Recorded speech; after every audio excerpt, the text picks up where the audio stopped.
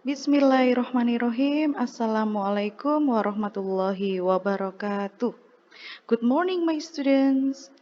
How are you today? I hope you are fine and healthy. Baik anak-anak, kali ini kita bertemu kembali melalui video pembelajaran yang Ustazah akan sampaikan kali ini adalah di tema 4. Subtema 2, pembelajaran 6. Kita akan belajar mengenai pesan moral dalam bacaan. Nah, tentu kalian bertanya-tanya, apa sih pesan moral itu? Nah, di sini Ustazah akan memberikan penjelasan supaya kalian nanti mudah memahami ya. Baik, pesan moral merupakan pelajaran berharga dalam sebuah cerita yang dapat kita jadikan pelajaran dalam kehidupan sehari-hari. Kita dapat memberikan pendapat pribadi mengenai pesan moral sebuah cerita. Pendapat tersebut sesuai dengan pesan moral yang disampaikan. Jadi, setiap bacaan apapun yang kita baca, itu sebetulnya di dalamnya itu terdapat pesan moral. Pesan moral itu adalah suatu pesan yang ingin disampaikan oleh penulis kepada pembaca. Begitu ya. Jadi pesan moral itu bersifat positif. Kemudian, dari pesan moral di setiap bacaan, tentu Ustazah tadi mengatakan bahwasanya ada hal positif. Nah, sekarang Ustazah harap kalian bisa membedakan dari sikap baik dan tidak baik. Nah, contohnya apa ya, Us?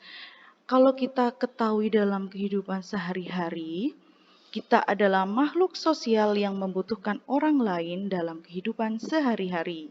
Oleh sebab itu, kita disebut sebagai makhluk sosial karena kita tidak bisa berdiri sendiri.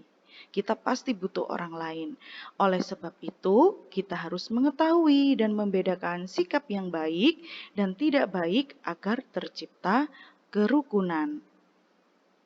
Sikap yang kita lakukan di masyarakat harus sesuai dengan nilai-nilai Pancasila. Nah, tentu kalian masih ingat kan, Pancasila itu ada 5. Sila ke-1 sampai dengan sila ke-5. Nah, tadi Ustazah membahas bahwasanya dalam kehidupan sehari-hari, kita harus bisa membedakan mana contoh sikap yang baik dan mana contoh sikap yang tidak baik. Nah, sila pertama atau sila ke-1, contoh sikap baiknya adalah menghormati sesama umat beragama. Contoh sikap tidak baiknya, tidak berteman dengan teman yang berbeda agama, itu tidak boleh. Kemudian di sila kedua, menolong teman yang kesusahan. Contoh sikap tidak baik, sombong dengan barang-barang yang kita miliki. Sila ketiga, contoh sikap baiknya adalah menggunakan produk-produk dalam negeri.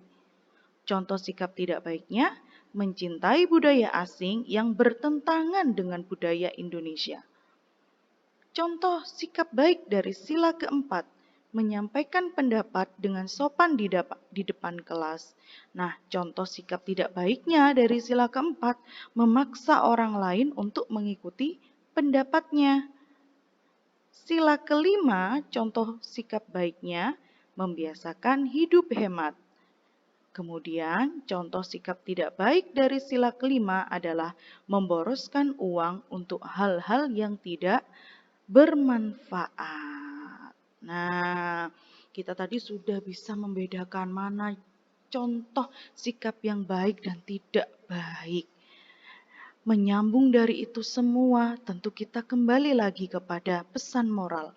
Tadi Ustazah sudah menyampaikan bahwasanya pesan moral itu adalah suatu pesan yang baik. Nah, di sini Ustazah akan memberikan contoh sebuah cerita. Judulnya adalah Balas Budi Seekor Semut. Suatu hari ada seekor semut merah sedang berjalan menyusuri sungai. Karena si semut kurang berhati-hati, ia tergelincir masuk ke dalam sungai yang arusnya sangat deras. Ia berteriak minta tolong dan berharap ada hewan lain yang mau menolongnya. Tidak disangka, teriakan semut didengar oleh seekor burung merpati.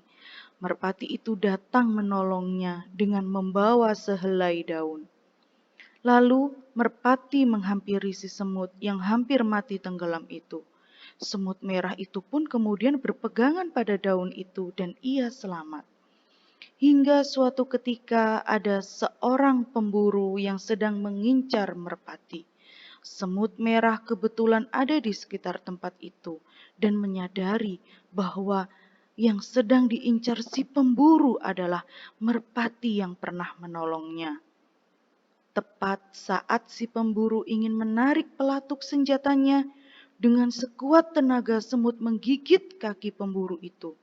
Pemburu kaget dan tembakannya pun melesat.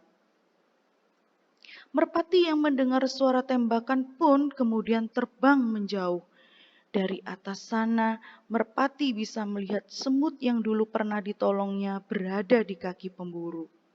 Setelah memastikan bahwa si pemburu pergi dan situasi sudah aman, merpati lalu menghampiri semut dan mengucapkan terima kasih. Si semut menanggapinya dengan mengatakan bahwa hal itu sudah sepatutnya ia lakukan karena merpati juga pernah menolongnya dulu saat ia jatuh ke sungai. Nah, ceritanya sangat bagus sekali. Kemudian dari cerita tersebut, kita bisa mengambil pesan moralnya, pesan baiknya. Yang pertama, sebagai umat manusia, kita harus saling tolong-menolong saat melihat ada orang yang sedang kesusahan. Pesan moral yang kedua, sekecil apapun perbuatan kita akan sangat berarti bagi orang lain. Pesan moral berikutnya yang ketiga, kita belajar untuk mengucapkan terima kasih setelah dibantu orang lain. Dan yang terakhir, membiasakan menggunakan kata tolong jika ingin minta bantuan orang lain. Tapi tidak perlu dengan berteriak ya. Nah, itu tadi adalah contoh cerita dari seekor semut dan merpati yang Ustazah harap kalian nanti bisa memahami, mengambil pesan moral dari cerita tersebut dan nanti Ustazah akan memberikan tugas untuk kalian. Tugas kalian yaitu membuat pesan moral dari cerita yang nanti akan Ustazah share di grup kelas masing-masing. Nah, baik anak-anak, alhamdulillah demikian penjelasan dari Ustazah. Ustazah tidak bosan-bosan selalu mengingatkan, don't forget to pray on time, don't forget to read Holy Quran, don't forget to obey your parents, don't forget to study hard at home and be careful. Nah, demikian anak-anak penjelasan dari Ustazah. Mudah-mudahan apa yang sedikit Ustazah jelaskan di sini kalian bisa memahami dan bermanfaat untuk kalian semua. Demikian Ustazah akhiri, kurang lebihnya Ustazah sampaikan mohon maaf.